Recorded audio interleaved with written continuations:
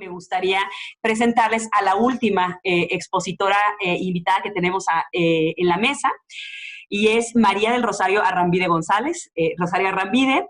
Rosario es abogada por la Universidad Iberoamericana Puebla, es maestra en Derechos Humanos por la Universidad Nacional de La Plata en Argentina, también es maestra en Derecho Penal Internacional por la Universidad de Granada en España, y tiene una especialidad en Derechos Humanos y Mujeres por la Universidad de Santiago de Chile. Cuenta con un sinnúmero de diplomados en materia de derechos humanos, y en su fase profesional, Rosario ha ocupado distintos puestos directivos en la Comisión Estatal de Derechos Humanos en Chiapas. También fue responsable del área de defensa del Centro de Derechos Humanos de la Mujer y de la Casa de Apoyo a la Mujer, ambos en el estado de Chiapas. Rosario ha participado en diversos cursos y seminarios de Derecho Internacional de los Derechos Humanos, ha impartido diversas ponencias en la misma temática y actualmente es la directora del Instituto de Derechos Humanos, Ignacio Ellacuría, sacerdote jesuita de la Ibero Puebla. Ro, nos da muchísimo gusto que nos puedas acompañar y que nos hables justamente tal vez del impacto a sectores en situación de vulnerabilidad que ha traído la respuesta a esta pandemia. Bienvenida y adelante. Muchas gracias, Ale. Buenas tardes a todos y todas quienes nos acompañan en este foro conversatorio. Como ya mencionaba Ale, yo voy a abordar una situación más local y enfocada en los grupos en situación de vulnerabilidad. Ya todos hemos escuchado, sabemos de los efectos negativos que la pandemia provocada por el COVID ha traído en el ámbito de la economía a nivel mundial, en México, y con todo esto las consecuencias en temas de pérdida de empleo, impacto en los salarios familiares, afectaciones a pequeñas empresas. Pero me parece y nos parece importante desde el Instituto de Derechos Humanos colocar la mirada también en cómo estas afectaciones están agravando la situación de aquellos grupos que históricamente han estado en una situación de desventaja o que por su condición puedan encontrarse en una situación de vulnerabilidad. Y les voy a compartir un breve panorama, ¿no?, por cuestiones de tiempo, a partir de un informe que estamos desarrollando en el Instituto de Derechos Humanos con relación a la situación de los derechos humanos de los sectores en situación de vulnerabilidad. Uno de los temas que hemos escuchado constantemente es cómo las medidas de aislamiento han generado un agravamiento de la violencia contra las mujeres y las niñas, ¿no? Esto a pesar de la negativa constante que nuestro presidente ha tenido con relación al aumento de la violencia.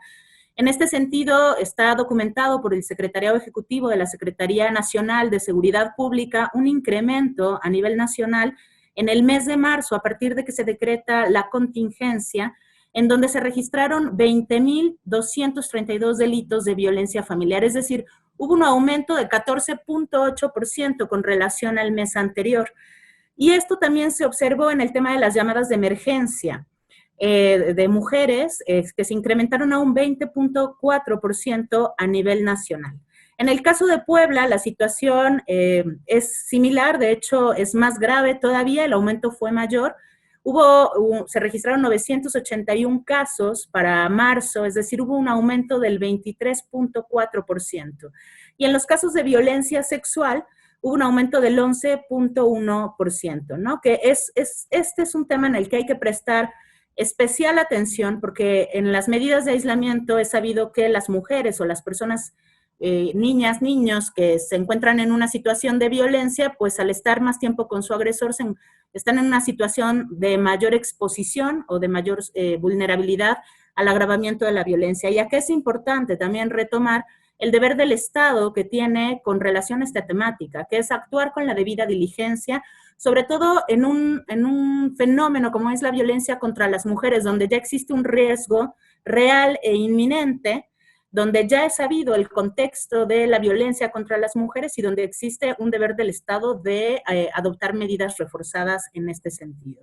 Entonces, es uno de los sectores que se encuentran en situación de vulnerabilidad, principalmente frente a la violencia.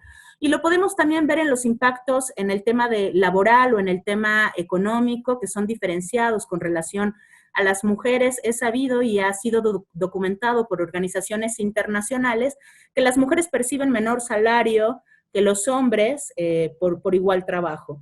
Pero además, el mayor porcentaje de personas en trabajos informales son las mujeres también. Entonces, en este contexto de pandemia, las mujeres se enfrentan a una situación de mayor riesgo en el tema de la economía, en el tema de alimentación, entre otros derechos. Otro grupo en situación de vulnerabilidad son las personas migrantes, ¿no? De por sí, ya sabemos, conocemos y ha sido documentado como lo fue la última visita o la entonces visita del entonces relator para las Naciones Unidas, el relator contra la tortura Juan Méndez en 2014, se documentó cuál era la situación de los distintos centros de internamiento o detención en México, donde se equipararon los tratos, pero además las condiciones, a tratos inhumanos, crueles y degradantes, ¿no? De acuerdo a las autoridades mexicanas, estimaron que había 12.500 personas extranjeras esperando a que se resolviera su situación en la frontera norte y alrededor de 9.000 personas extranjeras en la frontera sur. También, de acuerdo a la información que el secretario de Relaciones Exteriores va publicando periódicamente en la página de dicha institución, con corte al 22 de mayo se reportó un total de 1.036 migrantes que habían fallecido en Estados Unidos a causas del COVID. Y de acuerdo a la Secretaría de Gobernación de Puebla, 136 migrantes eran poblanos. Hace tiempo, hace pocas semanas, teníamos un foro en el Instituto de Derechos Humanos con relación al tema de los derechos de las personas migrantes mexicanas en Chicago, en Nueva York, y se exponía los constantes problemáticas a las que se están enfrentando para el tema de la repatriación de los restos o de los cuerpos, ¿no? En donde no se están adoptando medidas adecuadas y eficaces para el apoyo a los familiares de las personas migrantes en México. Entonces, los migrantes también se están enfrentando a una situación de mayor vulnerabilidad frente a este contexto de la pandemia. Otra situación similar, y ya la mencionaba también Luis Orlando, ¿no? Y en casos específicos que nos dan un panorama de la situación generalizada que viven las personas privadas de la libertad, es sabido y es documentado por la Comisión Nacional de Derechos Humanos en su último diagnóstico sobre supervisión penitenciaria en el año 2019, que el 62.8% de los centros penitenciarios estatales en todo el país presentan deficiencias en cuanto a las condiciones de higiene y de equipamiento. Este solo dato coloca a las personas privadas de la libertad en una situación de mayor exposición al contagio o al riesgo. Pero además el 33.3% de los centros estatales presenta situaciones de hacinamiento, ¿no? Otro riesgo más frente al contexto del COVID. El mismo diagnóstico para el caso de Puebla logró documentar cómo ha ido empeorando la situación de los centros penitenciarios en el caso de Puebla. La mitad de los centros del estado de Puebla, de acuerdo al diagnóstico, van a la baja en cuanto a todos los elementos que fueron examinados en este diagnóstico, y también existe un aumento pues constante y periódico de la población penitenciaria, y en donde no se están adoptando medidas para dar una atención pues inmediata y para garantizar pues el derecho a la salud, entre otros muchos derechos que han sido históricamente violentados, ¿no? Otro sector de vulnerabilidad en el que tenemos que colocar la mirada son las personas pertenecientes a los pueblos o a las comunidades indígenas. Todos sabemos que una problemática histórica es la situación que ellos enfrentan en temas de exclusión, en temas de desigualdad, ¿no? Que han sido históricamente desdibujados de la política pública, al igual que otros sectores. Y esta situación se agrava además con la falta de accesibilidad a los servicios de salud. Y no solamente accesibilidad geográfica, sino también accesibilidad económica, el tema de la falta de disponibilidad de los servicios de salud, el tema que los servicios de salud no cumplen con el estándar de que estos sean culturalmente adecuados, ¿no? Todos estos son elementos esenciales que tienen que estar inmersos en el derecho a la protección de la salud. Y esto se agrava frente a esta situación. Y ya lo mencionaban, lo leí hace un rato en un chat, cómo la situación de los pueblos indígenas se agrava también frente al acelerado adopción de estos megaproyectos que se están dando o se están incentivando por parte del gobierno federal, principalmente por la construcción del Tren Maya en el sureste del estado, porque eso a todas luces atenta contra el derecho al territorio de los pueblos indígenas, a su derecho a los recursos naturales, a la tierra, que son derechos internacional y nacionalmente reconocidos en diversos instrumentos, pero no solo eso, la adopción de estos, o el impulso de estos megaproyectos está haciendo en contra del derecho a la consulta de los pueblos indígenas, y un derecho a la consulta que tiene que tener elementos como el que sea libre, informado, previo, culturalmente adecuado y además aceptado por los pueblos indígenas. Y también ya lo mencionaba alguna de las compañeras, como frente a estas pues constantes violaciones a derechos humanos, la protesta es el único recurso, ¿no? Y tenemos políticas o decretos como el uso de la Guardia Nacional en tareas de seguridad pública, que puede ser empleado para retener la protesta, ¿no? Y que puede, pues, exacerbar las violaciones a derechos humanos que de por sí se están cometiendo frente a los pueblos y comunidades indígenas, ¿no? En el caso de mujeres indígenas, ya lo mencionaba el presidente de la República, lo anunció el 7 de mayo, en donde se iba a dar un recorte a los centros de atención a mujeres indígenas, las que son conocidas como CAM. Estos centros son importantísimos porque están en población indígena y además brindan una atención integral a mujeres que viven violencia, ¿no? Frente a un contexto en donde en México hay una violencia sistemática y generalizada frente a las mujeres, es imposible generar una reducción de los fondos, ¿no? En el caso de Puebla tenemos 4 CAMs, ¿no? Y esto afectaría a todas luces a las mujeres indígenas, dado que también estas faltas de accesibilidad geográfica, física y de disponibilidad no solamente se dan en el servicio a la salud, sino también se dan en el tema de acceso a la justicia para las personas indígenas, ¿no? Y hay muchos otros sectores más de la población, ¿no? Las personas con discapacidad, las personas adultas mayores, que son 2 sectores que desde mi punto de vista han sido históricamente desdibujados también de la política pública, o que la política pública ha sido orientada desde una visión asistencial, ¿no? Que no impulsa el empoderamiento y la autodeterminación de estos sectores de la población. En el caso de Puebla, para el 2018 se tenía registrado 359,212 personas con discapacidad. Y para el 2010, Puebla se ubicó dentro de los 10 estados de la República con mayor población adulta mayor, ¿no?